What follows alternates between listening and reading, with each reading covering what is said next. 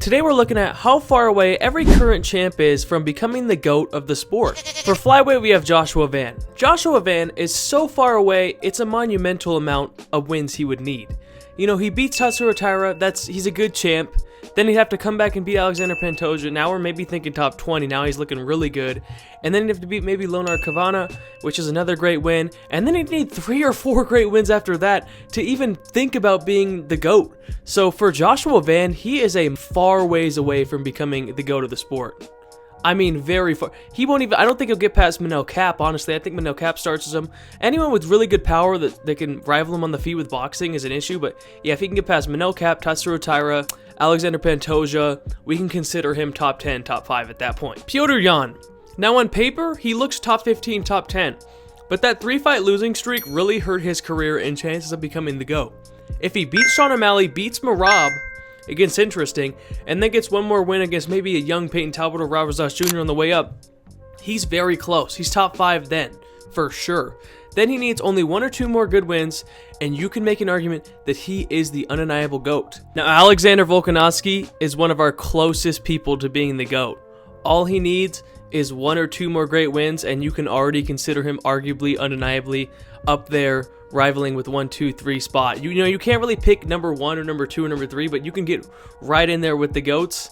And in order to be a GOAT, all he needs to do is beat Movsar Evloev, beat Gene Silva, and then if things stay similar and Islam doesn't go on a run or Ilia doesn't go on a run, Volkanovski would be the undeniable GOAT at that point, because the stackedness in his resume would be too much. 3 wins against Max Holloway, wins against Jose Aldo, 2 against Diego Lopez, who's proven great, a Gene Silva, Movsar Evloev. Dude, that's insane resume and volume. He'd have volume and resume. You can't argue with that. I'm sorry, you can't. Now with Ilia Topuria, he has such a stacked resume with so little wins, it's actually insane in the UFC. Max Holloway, Alexander Volkanovski, and Charles Oliveira, dude's already top 10 for sure. He only needs 1 or 2 more to be considered the GOAT if you really want to consider him the GOAT. I mean, if he beats Justin Gaethje, that's a good win. Then he beats a contender like Quinlan Southkill or Max Holloway coming up again. Yeah, he could beat Max Holloway twice. That would be great. He could beat Quinlan Southkill if he gets past Gamrot. You could already maybe consider him the GOAT. I would say 3 more wins and you can consider him the GOAT, in my opinion. Now with Islam, it depends who he fights. If he fights Carlos Prates or Michael Morales, he'll need about 2 or 3 more of those fights. But if he fights another welterweight like Ian Gary and then moves down to fight Ilia, he only needs 2 to be the undeniable GOAT. It's very simple with Islam. Already has an incredibly stacked resume. Volkanovski twice is absolutely insane. Charles Oliveira, a bunch of great contenders coming up. Yeah, he is in a great spot to be considered the GOAT right now. Not much to talk about with Islam. He's just solid, already in the top 5 in my opinion. So it's not really hard. 1 or 2 more great wins and you can consider him the GOAT. I mean, you could already make an argument right now. You could say he is right now if you really want to anyways. So this is a hot take to a lot of people and angers a lot of people. With Khamzat, I still think he's 4 or 5 great wins away because the fights that he did win, like Kamaru Usman, people were saying that was a robbery, and the GOAT isn't going to have deniable wins in his resume that people argue that are like, that's kind of scratchy. That, you know, like Gilbert Burns, that wasn't a good performance. Kamaru Usman, he almost gassed out. And then, you know, against Dricus, he was fading a little bit in round 5. And then against Bobby Knuckles, it was a fluke injury. He just needs to prove it more. Because like Alexander Volkanovski going out there and decisively winning 3 times against Max Holloway. One of them was close, but we know who won.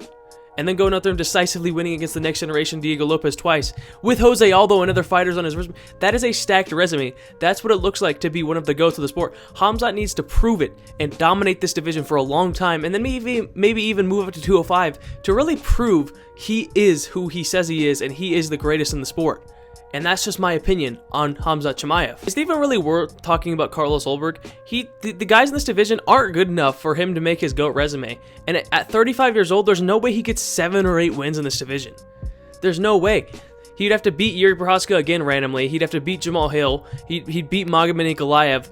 And then, like, who else is there to fight for him? Paulo Costa? It's like there's not good enough fighters in this division for him to make a GOAT case.